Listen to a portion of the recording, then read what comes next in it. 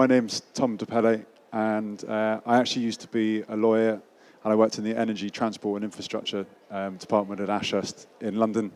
For those who didn't see me on Dragon's Den earlier this year, I founded a company called Hornit, and I've got two products, actually one of only of which is here, because we're promoting the kids ones only today. It is... actually no, I lied. We have both the products here.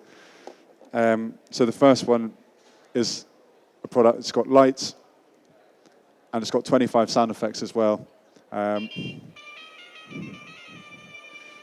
it goes on kids' bikes and scooters. So that's that one there. And then this is the patented 140 decibel Hornet cycle horn. It makes cyclists safer because it means that car drivers, lorry drivers, bus drivers can see. I'll give you a quick demo now. So that's that. Just to get an idea of who I'm talking to, are there any people who've got businesses here who are trading? Yep. in the UK or outside the UK? Both? Okay, cool. Now, what makes me qualified to tell you about how to sort of improve your business or start your business or export overseas? I've only really got my own personal experience on that, and so you'll have to decide yourselves whether or not it applies to you. In our first, in my first 12 months, I started from scratch, had no retailers, no distributors, and I had 33 at the end of the first year with orders from all 33. And we now have 52 distributors in 46 countries. How did I go about this? I kind of asked myself the same question when I sat down at home on day one. How am I going to get some sales? And the first thing I did was just to find out how other people with similar products to mine, how they sold them and where they sold them. So I went onto their distributor list, made a great big long list from different companies, and basically just got on the phone. I called them. You call them out one by one. You make a very, very detailed list, and the aim is basically just to get a yes or a no from all of them. It sounds really simple. It took about 6 months to get the first 20. I had a list of 240 originally, and so it was a kind of 1 in 20 hit, or there or thereabouts. The first thing is you call them and you really just want to get a name of a buyer. If they're not being helpful, which is sometimes strangely the case, even though they're in the business of actually buying products, if they're not being helpful, just get a delivery address. Because as soon as you can get them a sample, then they owe you something.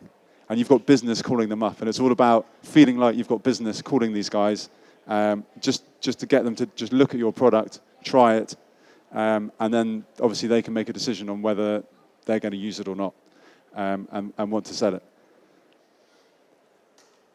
One thing to instill confidence I found really useful was to send your product by a courier. So you send them an email, you say you're going to send them something. A lot of people don't do what they say. I find that all the time in business at the moment. All my problems come from people who don't do what they say they're going to do. So tell them you're going to send them a sample by FedEx, send them the sample by FedEx, and then follow them up. And then it's just a question of chasing relentlessly, as I say, for a yes or a no. It doesn't really matter if it's a no, but you just want to find out whether they're going to take it or not.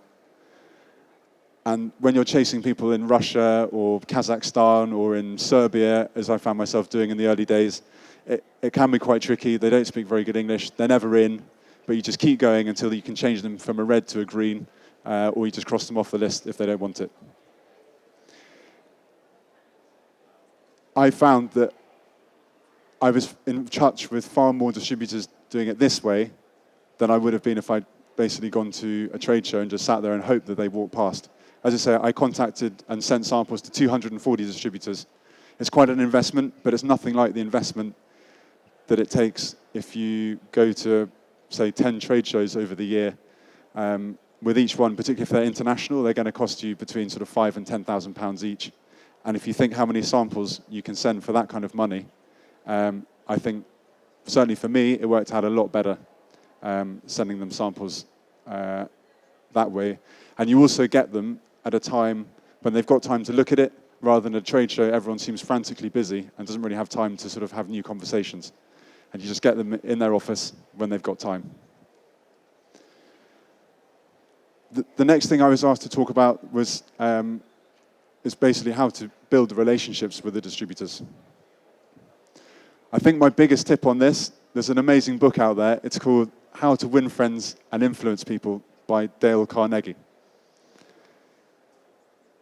You basically want to be different to everybody else, and by that I just mean you want to be nicer.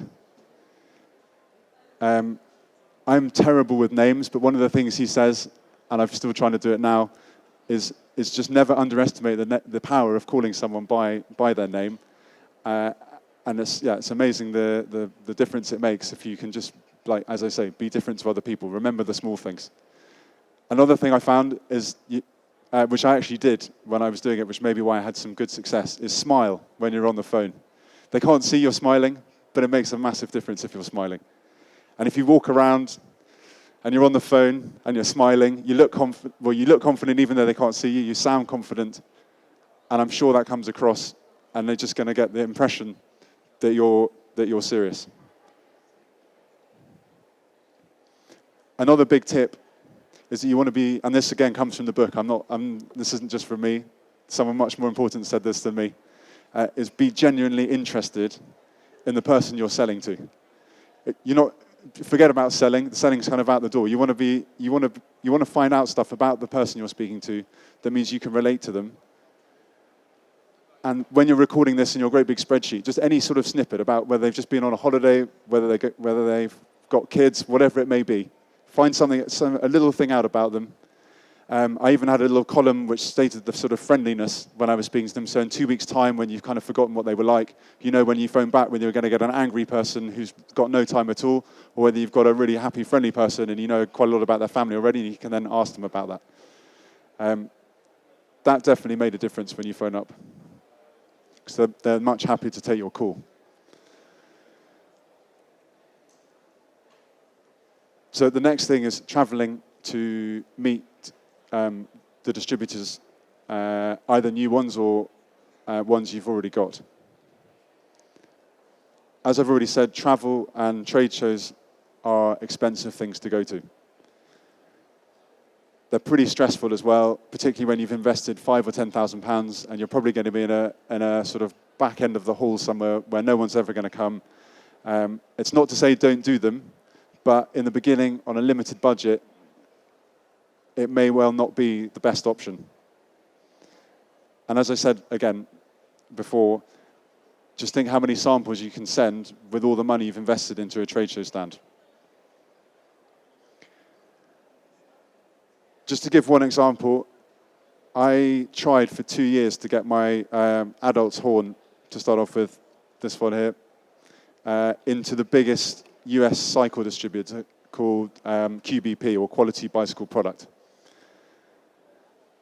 I tried everything I possibly could. I hadn't read the book, but I'd pretty much done quite a number of things in the book. I was smiling when I was on the phone. I found out this guy had adopted all four of his children.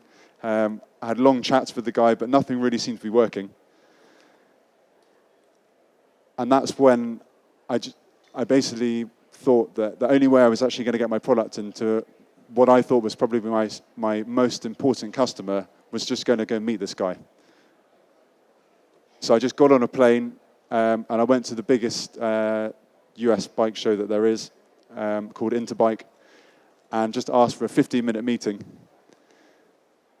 And as I say, because of my phone conversations that I had with him, I knew quite a lot about him and the fact that he runs this kids cycling event, which to him was really important. I'm sure no one's even heard of it in the US, but he liked it. And so that's all we talked about for the 15 minutes of our meeting. We just had a bit of a conversation and talked nothing about the product at all. And then he just said, I'm going to give you a chance. I'll take 500 at the end. And that was it. So, if I was going to summarize, take 3 points away. First thing is get samples to people. And if you use a company like FedEx or DHL, whoever it is, it makes you look much more serious than if you're sending it by sort of, Royal Mail International sign for, which things go missing, they take 2 weeks. It's a bit of a nightmare. You just want to know that your product's got there and they've got it. So get samples to people. Then do what you say you're going to do is number 2. As I say, so many people don't. And if you do what you say you're going to do, they'll have confidence in you and you'll be different to most people. And number 3 is just read that book, How to Win Friends and Influence People. It will help you in everything you do.